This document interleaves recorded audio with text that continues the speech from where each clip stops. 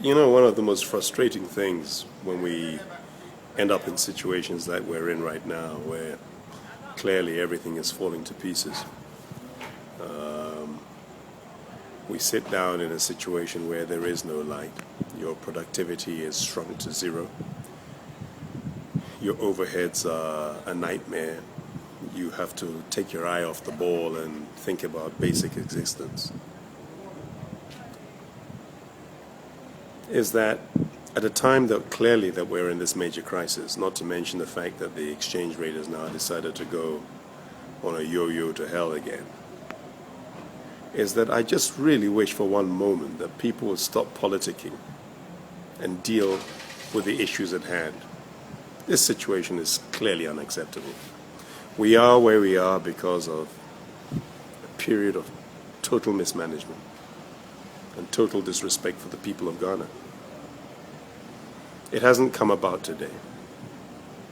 It has been in the coming for quite a while, and successive custodians of power have simply mismanaged it because they have failed to understand what their role is as public servants serving all of us. And because we believe in this thing that is called democracy, I'm not sure whether I do at times, most of the time these days, it just seems as though people are a little bit, what do we do? Whereas I would like people to exhibit rage. I would like the people who believe that when people talk about the famous or infamous dumsor, to stop now looking at it as an attack on the president. For Jesus Christ, forgive me for blasphemy. But people must exhibit rage. They must understand that if you've got to spend as much time trying to get your businesses to work, not knowing when you're going to get power because the ECG does not seem fit to actually regulate and give you a time frame for saying you will not have power at this time, you will have power at this time, and so on and so forth.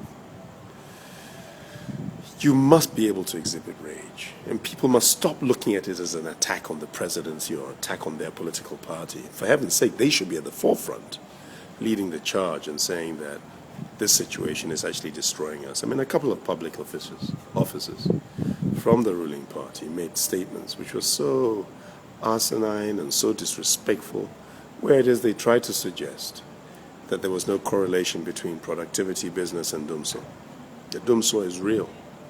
It affects us in ways that really are beyond recognition and understanding for people from other parts of the world, where they know that without power you can't achieve most of what it is that you really need to achieve.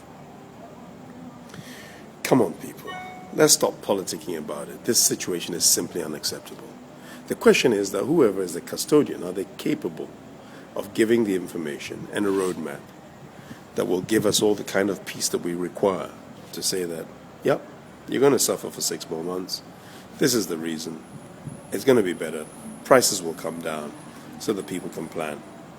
Are they in a position to turn around to the ECG and say, look, the situation is this bad, but you can regulate. You can tell mothers and fathers, hospices, businesses that you will have power for 5 hours a day, 1 hour a day. You'll not have it on this day, so that people can change their lifestyles and really start planning against that.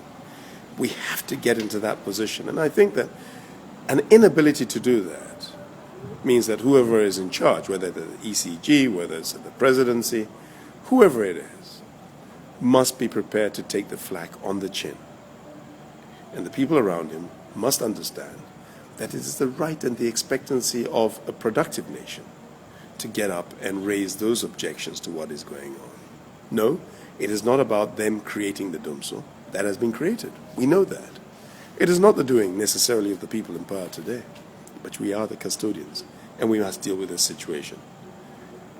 Can you imagine I'm standing up here at this time of the night in pitch darkness because my generator has blown up finally after days and days and weeks and months of non-stop providing power to businesses that we are associated with, to the local community where we provide power, to the local pharmacy, and to a few of the old homes, and there's a couple of people in their 90s that we provide free power to.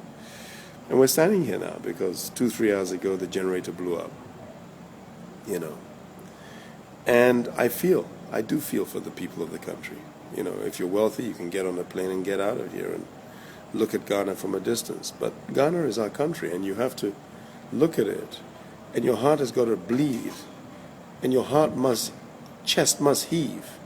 And I just pray that people will get that sense of rage, that can be transmitted to officialdom, that officialdom can actually understand and feel the pain. Not that people are saying it, they must be able to feel it in a way that they sit up and understand.